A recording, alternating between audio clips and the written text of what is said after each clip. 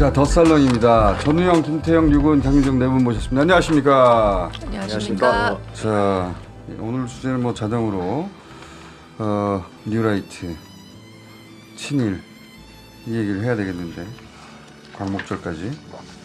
윤 대통령이 검찰 시절 뉴라이트였다는 얘기를 들어본 적은 없거든요. 예.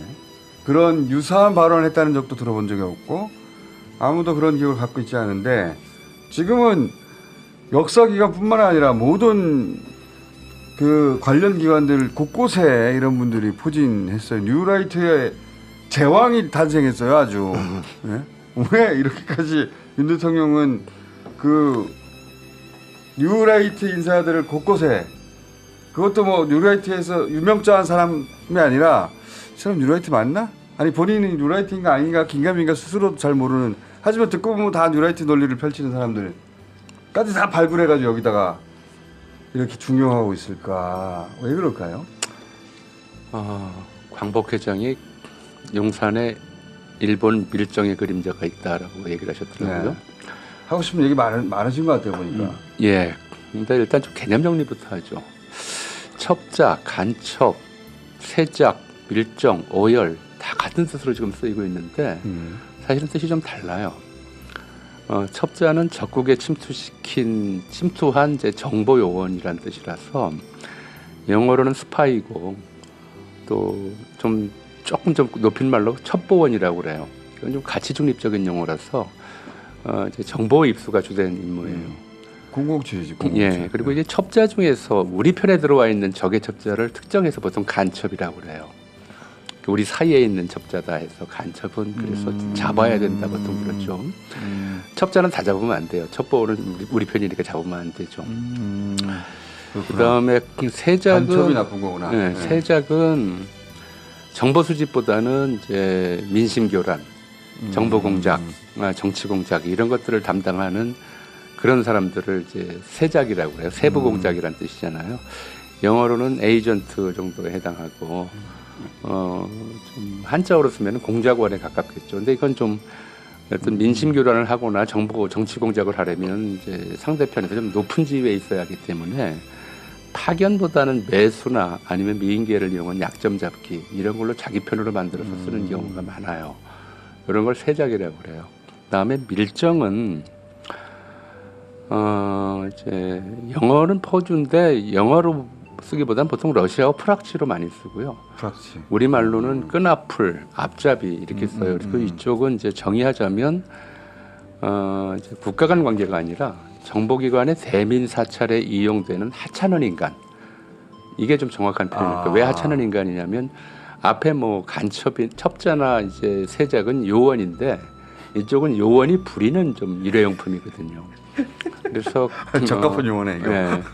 근데 이제 일제강점기에 밀정이라는 말을 흔히 썼던 것이 이게 하는 일이 뭐냐면 독립운동가의 소재를 탐지해서 이제 일본 군경을 데리고 저기 독립운동가 있어요. 진짜 꼬붕이네. 밀러 바치는. 그래서 앞잡이죠. 앞줄에 서서 이제 인솔하고는 아니면 독립운동 진영에 숨어들어서 독립운동가 다리에 묶어놓은 끈처럼 이제 어디로 움직이는지 일본 허드렛 일 옆에서 도와주면서 계속 쫓아다니고 군경이 알 수 있도록 이제 이렇게 표시하는 역할을 했기 때문에 끈앞을. 그러니까 우리가 그래서 끈앞이라고 한 거예요? 이게 끈 이렇게 다리에 뭐 안 보이게 이렇게 끈을 묶어 놓고 있으면 이게 쭉 풀려가면서 어디로 가는지 알잖아요. 그거를 표시하는 좀 배워야 해 사람이. 그래서 끈앞이구나. 인간이기 때문에 밀정은 앞잡이나 끈앞풀이라고 그랬어요. 오열은 이제 스페인 내전 때 프랑코의 장군이 반파시스트 진영으로 이제 4개 부대를 이끌고 가면서 적진에 숨겨진 우리 부대가 또 하나 있다라고 하는 좀 군사적 개념이죠. 그래서 개념이 달라요. 영어도 다르고요. 근데 그래서 지금 보면 용산에 밀정이 있다는 이제 높으신 분들에 대한 대단히 무례한 표현이에요. 하찮은 인간들이 거기 있다 이런 식의 느낌을 주기 때문에. 그리고 하는 일로 봐서는 지금 이제 국민의 정체성을 흔들고 그리고 민심을 교란시키고 그리고 정치적 분란을 좀 일으키는 일이 진행되고 있는데 이 일을 내부 파괴 공작입니다. 그 일을 이제 뭐 있는 정도가 아니라 그 일을 담당하는 사람들을 요소요소에 배치하고 있잖아요.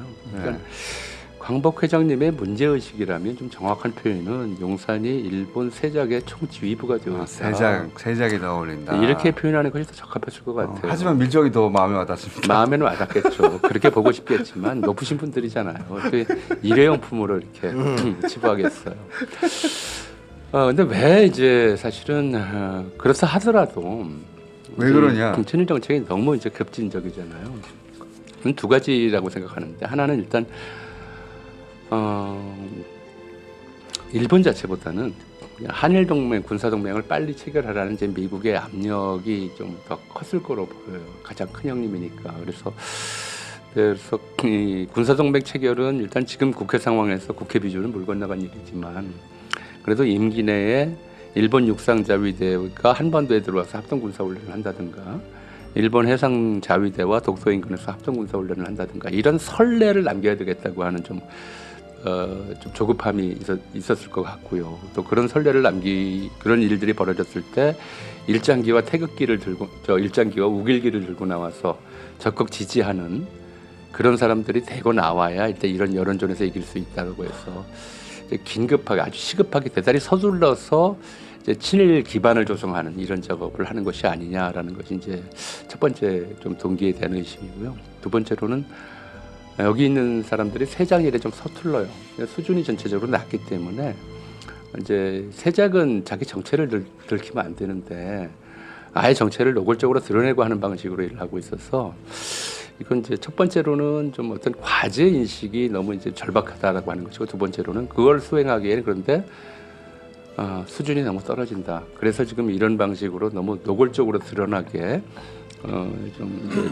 국민 여론을 분열시키고 국가 정체성을 흔드는 그런 일을 하고 있는 것이다. 그렇게 판단이 되더라고요. 근데 이게 거꾸로 오히려 승리 선언 아닐까요? 승리 선언이요? 그러니까 독립기념관장까지 우리가 차지했잖아. 어쩔 거야 하는 일종의 도발적인 승리 선언 아닐까요? 저는 승리 선언이라고 보지는 않아요. 그러니까 이거는 정치적으로 보자면. 그러니까 아마 이제 국민의힘 윤석열 지지자가 지금 여론조사 결과 30% 나오는데 그 30% 중에 70%는 끌고 갈 수 있을 거예요. 근데 나머지 한 30%는 좀 유보적인 태도로 돌아서지 않을까. 당연히죠. 당연히. 그런데 제 말은 자기들끼리 머릿속에는 이제 다 우리가 먹었잖아 하는 승리 선언이 아니냐. 실제 승리가 될 거라는 의미가 아니라. 글쎄요. 뭐 그 정도로 어리석을까요? 그럼 그 정도로 아직도 그렇게 높게 평가를. 소장님. 네, 윤석열이 뉴라이트 집단의 수괴가 된 것은 수괴. 그 윤석열 총독과 미국과의 이해관계 일치했기 때문이다. 저는 그렇게 생각합니다. 말씀하신 대로 교수님 말씀하신 대로 지금 윤석열은 정권 위기를 극복하는 게 제일 중요한 과제겠죠. 탄핵 위기, 또 정권 재창출에 실패해서 감옥 갈 위기 이런 것이 현실화되고 있는데 이걸 어떻게 극복할 것이냐가 이제 최대 관심사일 거고요. 미국의 최대 관심사는 제가 볼 땐 아시아판 나토라고 생각합니다. 네. 그래서 지금 뭐 한일 군사 동맹을 중심으로 해서 그 아시아판 나토를 만들려고 하고 있고 유엔사에 얼마 전에 독일이 들어왔거든요. 전범 국가인. 근데 독일이 들어온 것은 제가 볼 때는 일본을 집어넣기 위한 하나의 수순인 것 같아요. 그래서 일본도 들어올 것 같습니다. 조만간. 이렇게 해서 아시아판 나토를 지금 미국이 아주 시급하게 만들고 싶어 하는데 그러려면 한국에서 이 일을 해줄 사람들이 필요하겠죠. 근데 보통 인간들은 이거 못합니다. 한국 사회에서. 반일 감정이 워낙 강한 국가이기 때문에 그래서 뉴라이트 같은 집단을 중용하지 않을 수 없는 상황이다. 이렇게 좀 생각되고요. 말씀하신 대로 윤석열은 사실 이념 지향성이 강한 사람은 아닙니다. 그러니까 검찰총장 시절에는 뚜렷한 이념 지향성을 드러낸 적이 별로 없어요. 그건 왜냐하면 머릿속에 든 게 없어가지고 말할 게 없었던 것이죠. 그런데 대통령 후보가 되려고 하니까 어떤 이념을 받아들이기 시작한 거죠. 그때부터 공부를 시작한 건데 뭐 윤석열이야 뭐 책을 안 읽으니까 유튜브로 공부를 했을 거고요. 그 유튜브는 김건희가 뭐 이렇게 컨트롤하는 대통령 후보를 너무 좀 이렇게 보시는데 좀 아마 저는 대면 과외를 했을 거라고 생각을 해요. 대면 과외. 그 정도의 집중력이 안 될 수도 있는데 하여튼 예. 김건희가 보라고 하는 극우 유튜버들 주로 뉴라이트 내용을 전파하는 유튜버들입니다. 그래서 이걸로 집중적인 공부를 했을 가능성이 있어요. 그리고 집권한 뒤에도 말씀드린 대로 뉴라이트를 중용해야만 자기가 원하는 것을 실현할 수 있기 때문에 지금 뉴라이트를 이렇게 앞세우고 있다고 보여지고 윤석열은 아마 자기가 이념 지향성이 강하다는 사실을 인식하지 못하고 있을 겁니다. 자기는 내가 머릿속에 든 게 이게 뉴라이트야? 뭐 이렇게 생각하고 있을 사람이에요. 그래서 때때로 그러잖아요. 왜 이념 논쟁 왜 하냐? 이념이 뭐가 중요하냐? 얘는 자기가 머릿속에 든 게 근데 이념이야. 갑자기 또 이념이 가장 중요하단 말도 해요. 그렇죠. 그렇죠. 혼란스러운 거죠. 자, 그래서 어쨌든 저는 윤석열이 이념을 이용하고 있는 것이다. 자기의 이제 이 목적을 위해서. 그래서 원래 이념을 위해서 모든 걸 다 바치고 이런 사람은 아니다. 이렇게 생각합니다. 그러니까 자기를 보호해줄 홍위병으로서의 뉴라이트가 필요했다. 현재 자기가 해야 될 제일 중요한 과업을 해줄 수 있는 인간들을 찾았고 그게 뉴라이트 집단이라는 대중 거죠. 연예인이 한 참 명언이 있죠. 책을 한 권도 안 읽은 사람보다 한 권만 읽은 사람이 더 위험하다. 그렇죠. 네, 딱 누가 한쪽. 했단 말이라고요? 그 어떤 대중 연예인이 한 말이에요. 아, 연예인이 한 예. 말이에요? 그래요? 그래요? 네, 그건 누구죠? 굉장히 유명한 말이죠. 누굴까? 저도 그 말은 자주 인용하는데 누가 한 말인지 찾을 수가 없더라고. 이모 씨라고 그러더라고요. 이모 씨요? 나중에 가르쳐 드릴게요.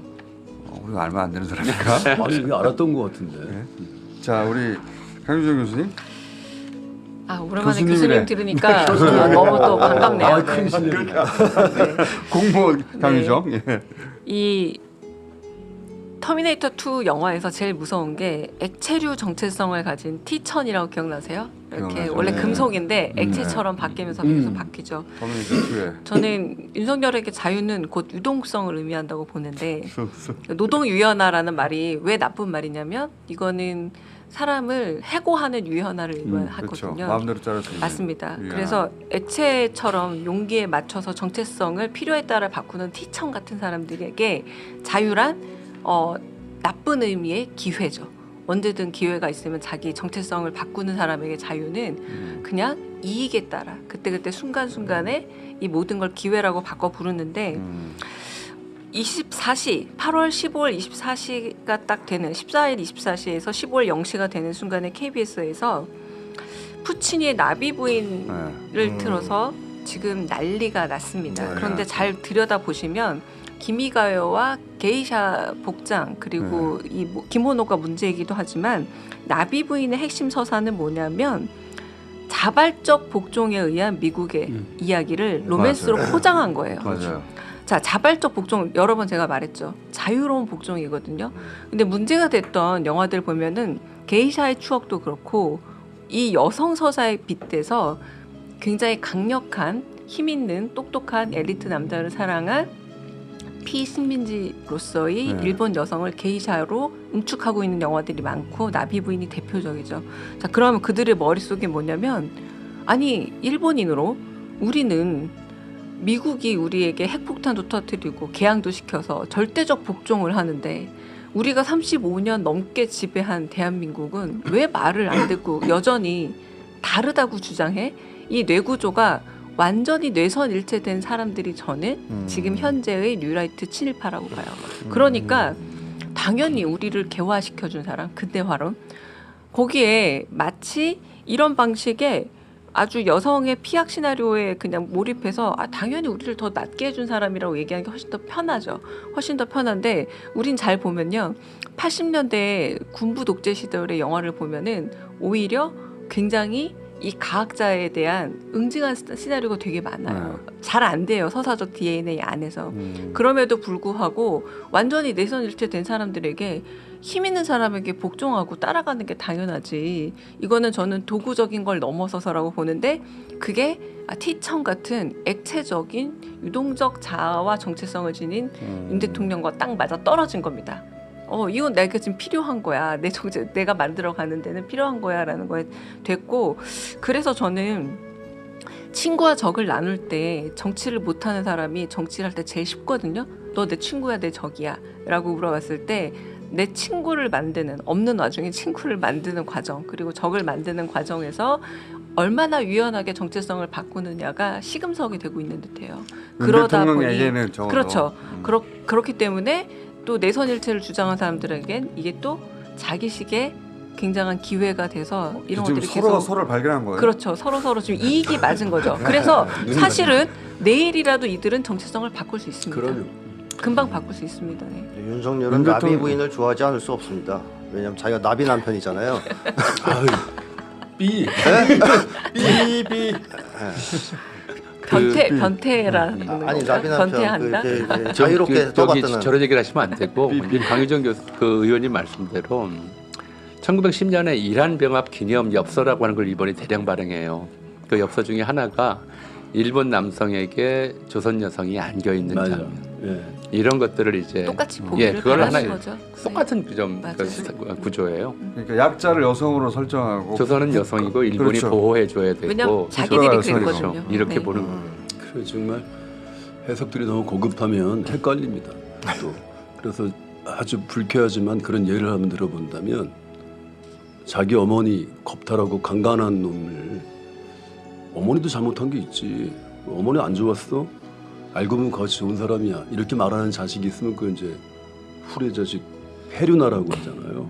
그죠? 폐륜도 부족하죠. 그거는 폐륜도 부족하죠. 목을 따야죠. 그런데 지금 그런 폐륜적 가치관을 그대로 보여주고 있는 자들이 지금 우리 사회 친일파들인 겁니다. 한마디로. 그런데 더 큰 문제는 그런 폐륜적 행위를 당연시 여기는 자들을 보수 대접하고 있는 세계 유일의 나라가 대한민국이라는 거죠. 예?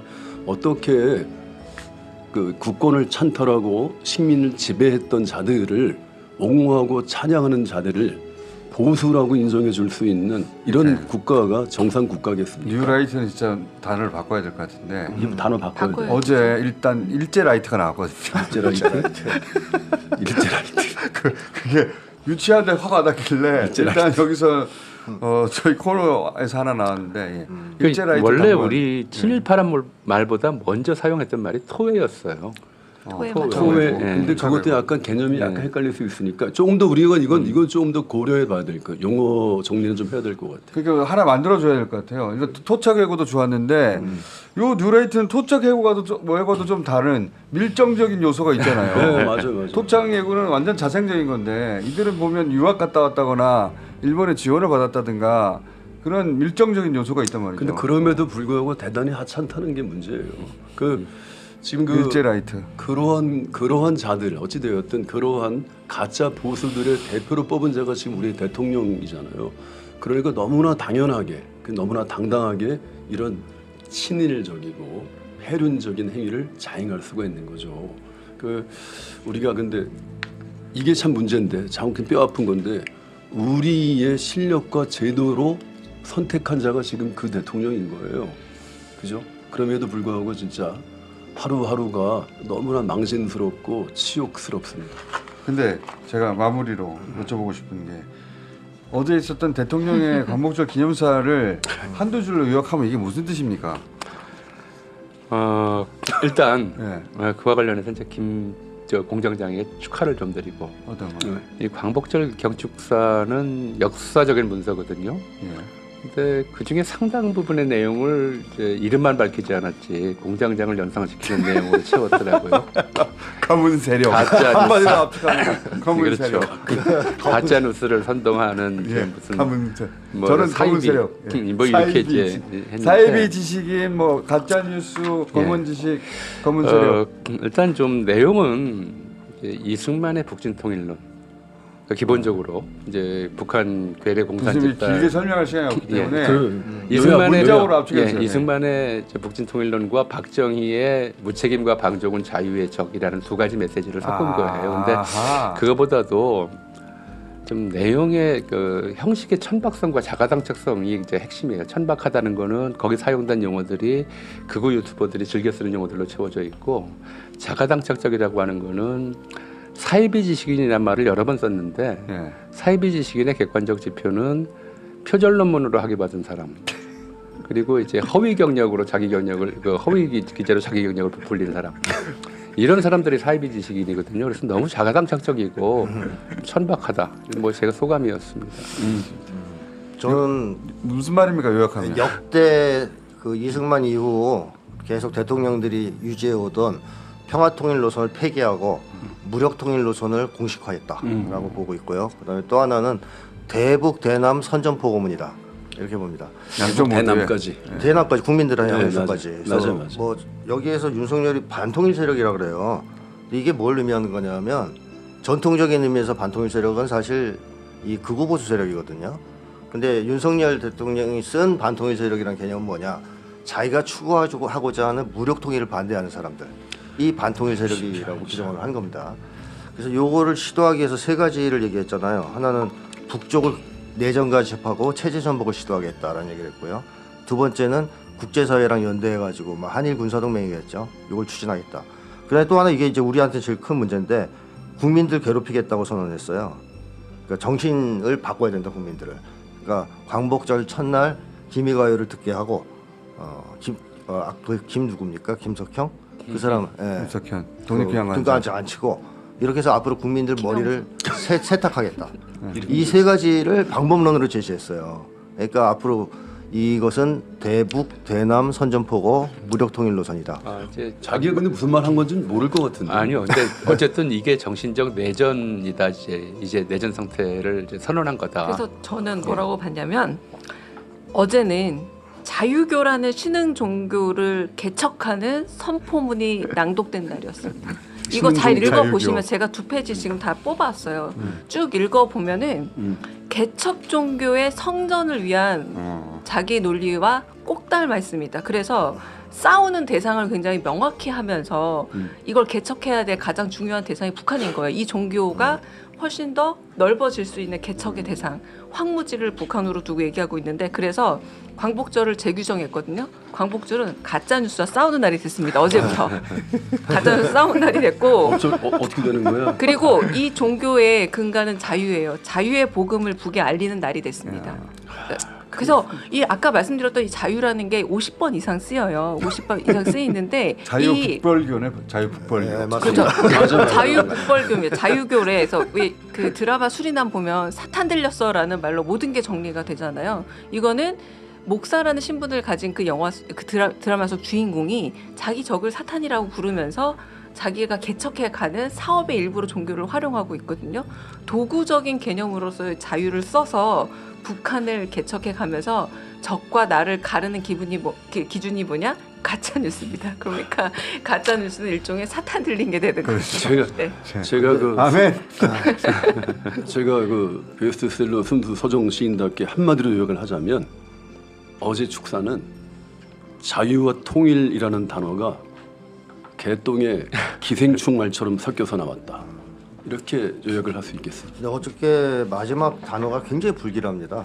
이렇게 얘기하거든요. 저와 정부는 2024년 올해를 자유평화 번영의 통일 대한민국으로 나아가는 새로운 원년으로 만들겠습니다. 이렇게 얘기했어요. 2024년을. 그러니까 올해 안에 종교 선포식이. 올해 안에 뭐 전쟁의 불씨를 지피겠다 이런 말로 들리지 않습니까? 아주 근데 위험한 지금 상황이다. 극우 중독의 말기적 증세가 지금 발현되고 있는 게 아닌가 싶습니다. 망상이 내버려 두면 망상은 맞는데 진짜 엄청난 일이 벌어질 수도 있겠구나 싶은 그렇죠. 절차적인 위기감이 느껴져요. 네네. 실제로. 자, 시낭송으로 그러시죠. 아니 이분이 오늘 낭송할 시는 일제 강점기 때 3대 미남으로 알려진 시인입니다. 이게 시문 시인인데 그분께서 그토록 바란 그날이 과연 오늘의 그날을 오늘의 우리가 사는 그날일까를 미남이라는 생각하면서 단어에서 동질성을 굉장히 아주 부끄러운 마음으로 읽도록 하겠습니다. 이게 전우영 교수님의 광복절 시즌 권장시예요. 네. 그날이 오면 시문 그날이 오면은 삼각산이 일어나 더덩실 춤이라도 추고 한강물이 뒤집혀 용솟음 칠 그날이 이 목숨이 끊기기 전에 와주기만 할 양이면 나는 밤하늘에 나르는 까마귀와 같이 종로의 인경을 머리로 들이받아 울리오리다. 두개골은 깨어져 산산조각이 나도 기뻐서 죽사오매 오히려 무슨 한이 남아오리까. 그날이 와서 그날이 와서 육조 앞 넓은 길 울며 뛰며 뒹굴어도 그래도 넘치는 기쁨에 가슴이 미어질 듯 하거든. 드는 칼로 이 몸의 가죽이라도 벗겨서 커다란 북을 만들어 들쳐매고는 여러분의 행렬에 앞장을 서오리다. 우렁찬 그 소리를 한 번이라도 듣기만 하면 그 자리에 거꾸러져도 눈을 감겠소이다.